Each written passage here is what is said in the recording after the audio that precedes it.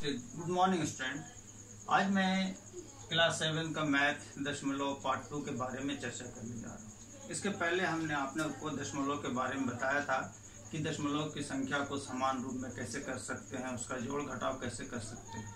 आज हम ये जानने का प्रयत्न करेंगे और ये समझने का कोशिश करेंगे कि दशमलव संख्या का गुणा कैसे किया जाता है। तो देखिए, मेरे पास एक प्रश्न है कि दशमलव 1 गुने दशमलव 1 इसको गुणा करना है और इसका गुणनफल क्या होगा, इसको हम लोग को निकालना है। तो हम लोग इसको बनाने के लिए पहले आप समझिए कि दशमलव 1 का अर्थ होता है 1/10, फिर गुना ये भी दशमलव 1/10। इससे तो आप अवगत है ही। इसको हम लोग अगर ऐसा लिखे कि 1/10 ये गुना के मतलब का 1/10, यानी जो 1/10 है फिर उसका 1/10 करना है। अब हम लोग उसको कैसे इसको समझते हैं, देखिए पहले आप ऐसा बना लीजिए वर्गाकार, और इसमें देखिए कितना 1/10 है, तो इसको 10 बराबर भाग में बांट दीजिए। हमने 10 बराबर भाग में बांट दिया है, 1 2 3 4 5 6 7 8 9 10 बराबर भाग में बांट दिया। और ये बता रहा हमको 1/10 यानी 10 का एक हिस्सा लेना है, तो हम लोग इसको ले लिए इतना। ये कितना बता रहा है 1/10। अभी जो 1/10 हमको मिल गया इसमें चित्र में, इस आकृति में, उसका 1/10 यानी इस प्रत्येक को हम लोग क्या करेंगे कि 10 बराबर भाग में बांटेंगे इस तरह करके, 1 2 3 4 5 10। ठीक है। अब देखिए ये जो हम लोग 10 बराबर भाग में बांटे, अब उस 10 बराबर भाग में हमको इसमें कितना लेना है, ये वाला 1 बता रहा है, तो हम लोग को यहाँ पर ऐसा गोल कर देंगे। अब देखिए ये जो आप वर्ग बनाए थे, इसमें टोटल कितना हो गया, कुल कितना वर्ग हो गया, छोटा छोटा 100, और 100 में बिंदु कितना में 1 में है, तो ये बता रहा है कितना हो गया कि 1 है कितना में 100 में। अब इसका क्या रूप होगा 0.01, जिससे आप पहले अवगत थे कैसे किया जाता है। इसका मतलब ये हो गया कि 0.1 गुने 0.1 बराबर 0.01। बच्चों अब हम इस चीज को दूसरे उदाहरण से समझने का फिर प्रयत्न करते हैं। अब मेरा प्रश्न है कि 0.3 गुने 0.5 बराबर कितना होगा। तो फिर हम वही के एक वर्ग बनाए और इस वर्ग को हम लोग इसको 10 बराबर भाग में बांटना है।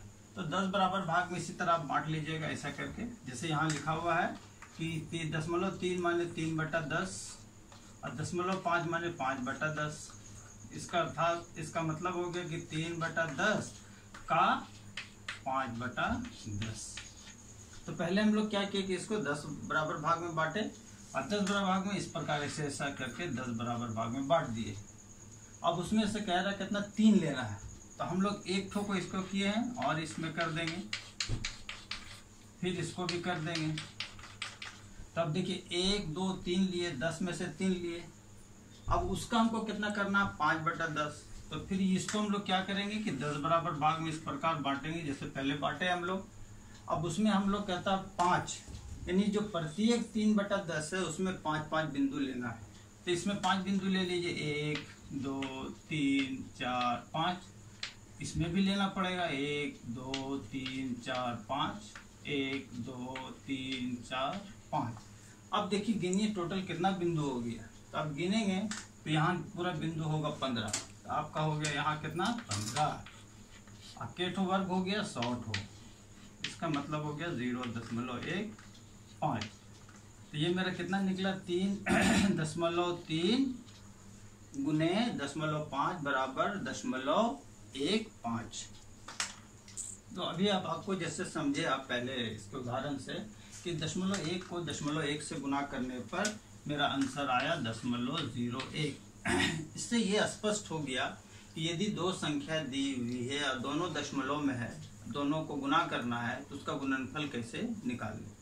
तो पहले संख्या को गुना कर दिए। अब यहाँ पर आप देखिए कि 0.1 में दशमलव के बाद एक ही अंक है, यहाँ 0.1 में दशमलव के बाद एक ही अंक है, तो गुणनफल जो होगा उसमें दशमलव के बाद दाईं ओर 2 अंक होना चाहिए, इसलिए हम लोग दशमलव के बाद 0.1 लिखे हैं।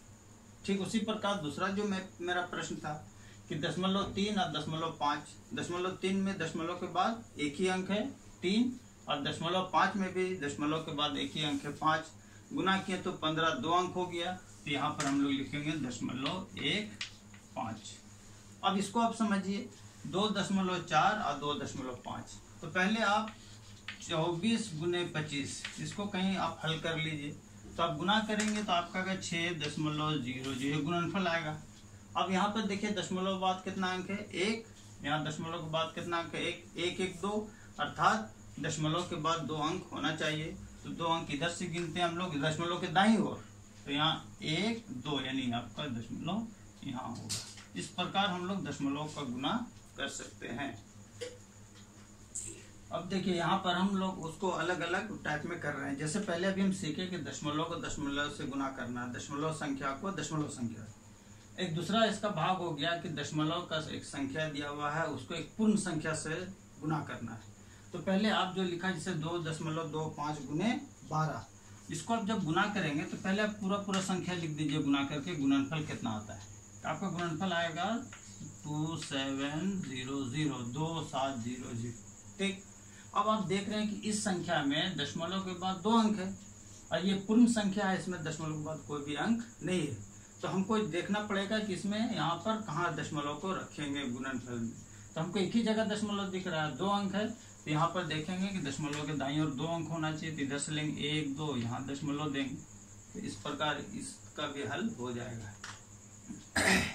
आइए अब हम तीसरे भाग में इसके बारे में चर्चा करें। दशमलव का 100, 10 और 1000 से गुणन। जैसे एक संख्या है 1.25, इसको गुना करना 10 से। तो पहले जो संख्या लिखी हुई दशमलव इसको भिन्न में बदल दीजिए। तो दशमलव के बाद 2 अंक है तो यहाँ हो जाएगा 125/100। 10 से गुना करना तो गुने 10। ये 10 से इसको जब भागा देंगे तो ये कट जाएगा, यहाँ कितना बचेगा 10, यानी मेरा आ जाएगा 125/10। 125/10। अब इसको दशमलव में बदलना है तो कितना हो जाएगा 12.5। उसी तरह 1.25 को 100 से गुना करना है तो फिर इस दशमलव को भिन्न में बदलिए, ये 100 कट जाएगा 125। फिर उसी प्रकार 1.25 इसको 1000 से गुना करना है तो वही होगा और इसका उत्तर होगा 12.5। इसमें आप देखो मूल बिंदु यही याद रखिएगा कि जब 2 दशमलव वाली संख्या दी हुई है या 2 में से 1 दशमलव वाली संख्या दी हुई है उसको। हाँ, अब देखिए बच्चों, अब हम इसके निष्कर्ष पर पहुंचे कि इसके गुणनफल जब हम लोग निकालते हैं दशमलव का तो उसमें 2 बिंदु पर ध्यान रखिएगा। पहला जो संख्या दी हुई है वो दोनों संख्याओं को पूर्ण संख्या के रूप में गुना कर दीजिए। जब हम पूर्ण संख्या, जिस तरह अभी इसका हम पहले भी उदाहरण दिए कि हम 2.4 है 2.5 है, इसको हम पूर्ण संख्या के रूप में लिए।